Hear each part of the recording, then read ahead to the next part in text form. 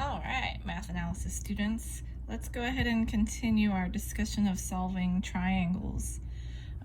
So if you recall, we started solving right triangles using our sines, cosines, and tangents. And then we moved on to solving non-right triangles using the law of sines. But the law of sines only works if we have a ratio, right, between a side and the corresponding angle. And so what happens if we don't have those things, right? So that's where law of cosines comes in, right? So let's go ahead and jot down what our thought process. So first question, right? So question 1 is it a right triangle?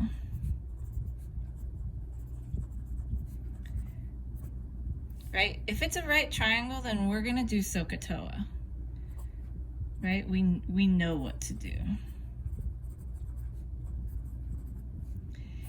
If it's not a right triangle, right, then we're going to move on to law of sines, right? So then we ask ourselves question 2. Do we have a ratio,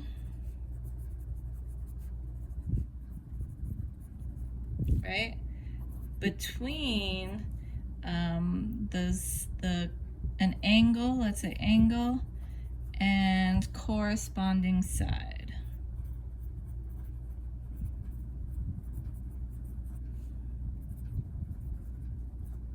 Right? If the answer is yes, right, then we use law of sines. Right? If not, we move on. Right? And so what we're moving on to is law of cosines. So it's not really a question anymore, it's deduction, right? So you must use law of cosines. So law of cosines is basically a formula that we just plug and chug depending on what we know. So now there is technically it's one formula, but we write it 3 different ways because there are 3 sides and 3 angles. So bear with me for a moment as we write the equations out. But essentially it's this, right? It kind of starts out like Pythagorean theorem. So let's go ahead and we'll say, let me leave myself some space here. So let's say c squared equals a squared plus b squared. So that's our Pythagorean theorem, right? So we know that's going to help us solve for a side. But the thing about law of cosines is we have to do a little bit more because that's just Pythagorean theorem. So we're going to subtract, right, twice the measure of a times b, right, times the cosine of the side that we don't know. So in this case, the side that we were solving for is c, so the cosine that we should know is angle c. Okay?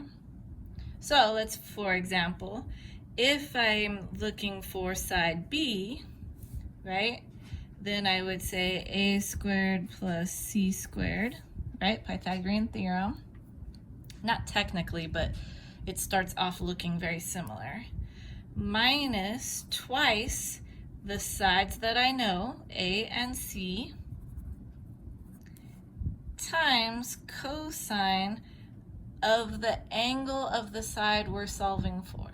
So cosine of B. Right, and the last equation, same equation technically, but last equation would be in this form if I'm looking for side A, right? So think about what we're doing here. So we're saying c squared is a and b was a and c. So a would have to be b squared plus c squared, right? Minus 2 times the sides we're familiar with, b and c. And then cosine, oops, put my dot there, cosine of A. So all one formula, technically, it's the same formula. It is essentially a plug and chug. So you plug it in, oops, I'm moving the thing. You plug it in and you solve, depending on what you know. Now there are 2 possibilities, right? The 2 possibilities are that we know essentially two angles and a side. No, two sides and an angle, right? So let's take a look at that example. Sorry, I'm having a difficult time this evening. So there are two examples we're going to do. This is the first one.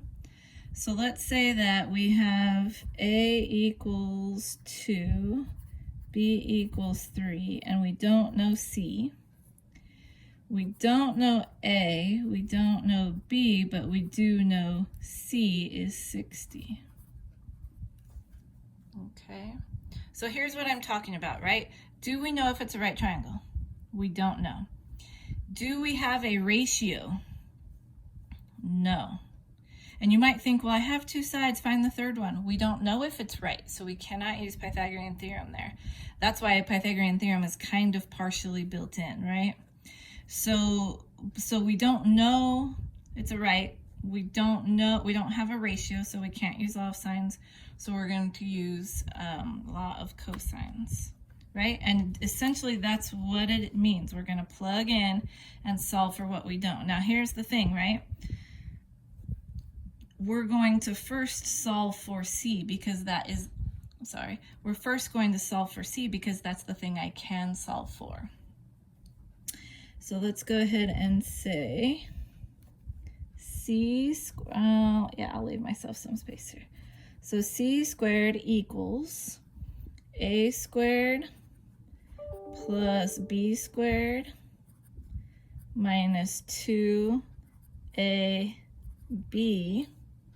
running out of space, cosine of C, which is 60. Okay, use Desmos, use your calculator. This, notice, is all on one side of the equal sign. There are no variables over here. So this is literally plug it into the calculator and see what we get. So 2 squared plus 3 squared minus 2 times 2 times 3 times cosine of 60. Right, so we're going to get 7.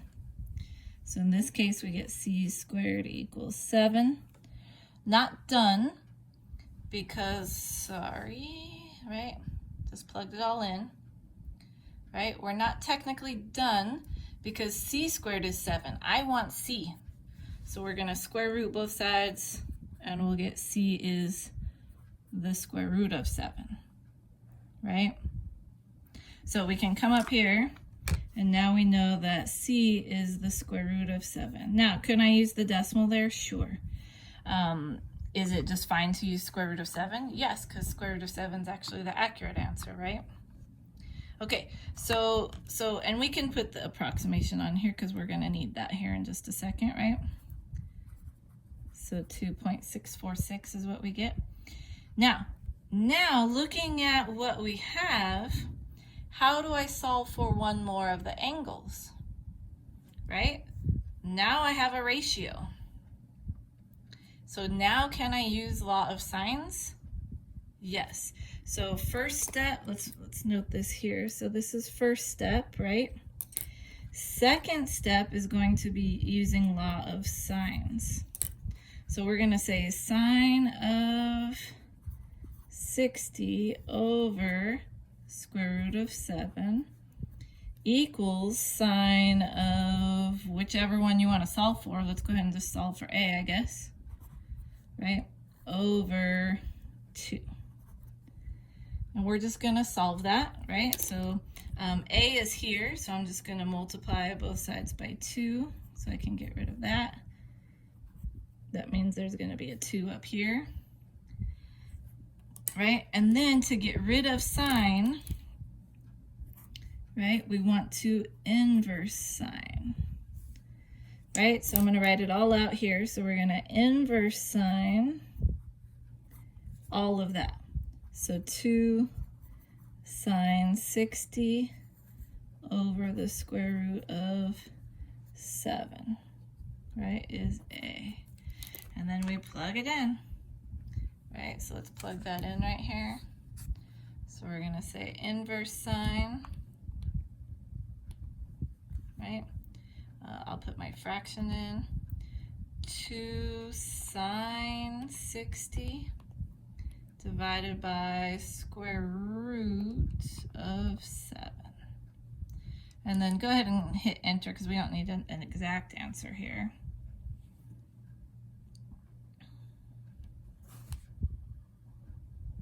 Oh, I did not put inverse sine. Oh, I was wondering why it didn't work out. Notice, that's not an accurate answer. So I'm gonna go up and just copy all my stuff and do the sine again. I thought I hit inverse sine, but I guess I did not. So let me do inverse sine. Fix the mistakes I made. There we go, that's better. So inverse sine of all of that stuff. There, that's a better answer. So make sure you plug in the correctly. So 40.89, it looks like. So A is about 40.89. Depending on where you're rounding, 1 value, 2 values, that's fine. So A is going to be about 40.89.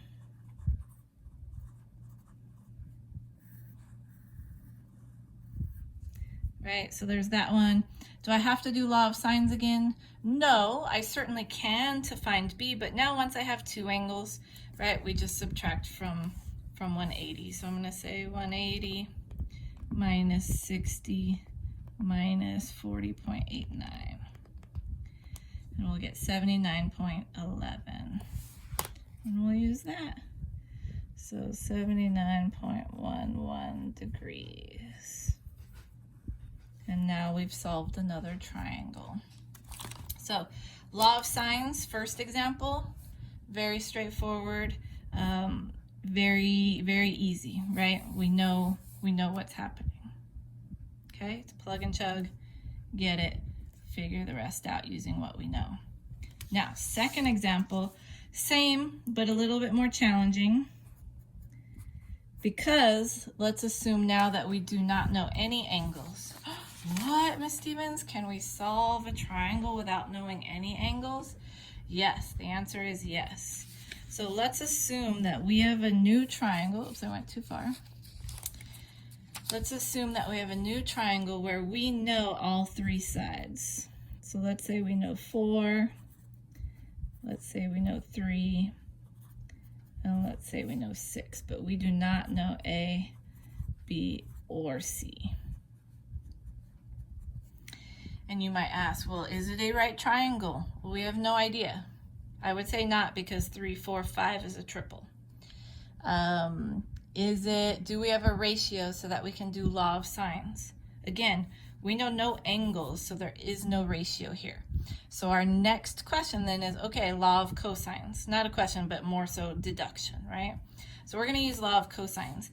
On this particular problem, it does not matter which equation you use because we don't know any of the angles.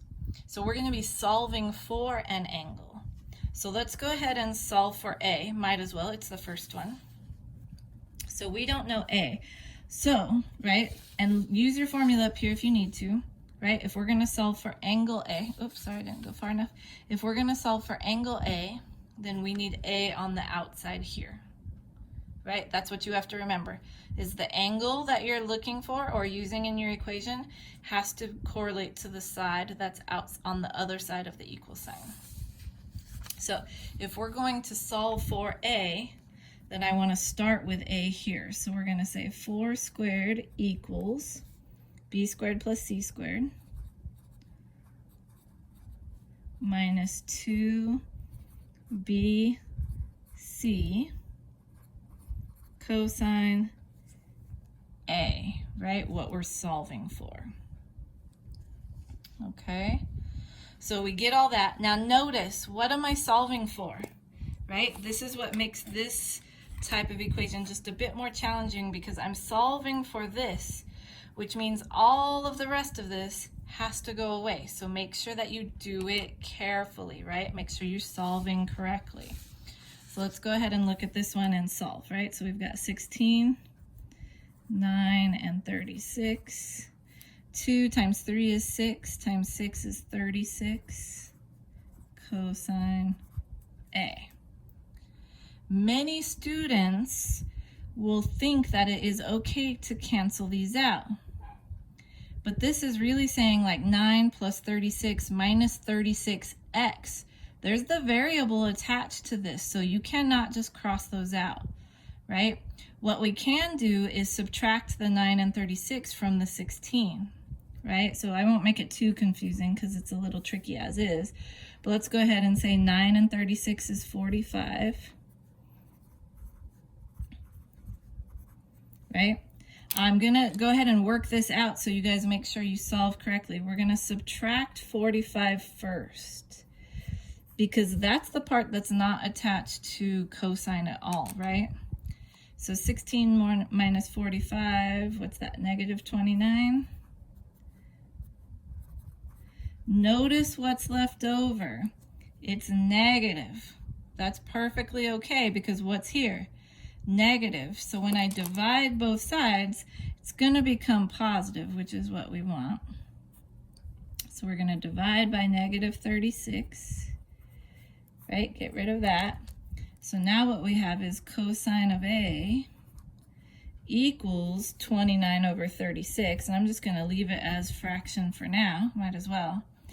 How do I get A by itself? How do I undo cosine? How do I solve for an angle?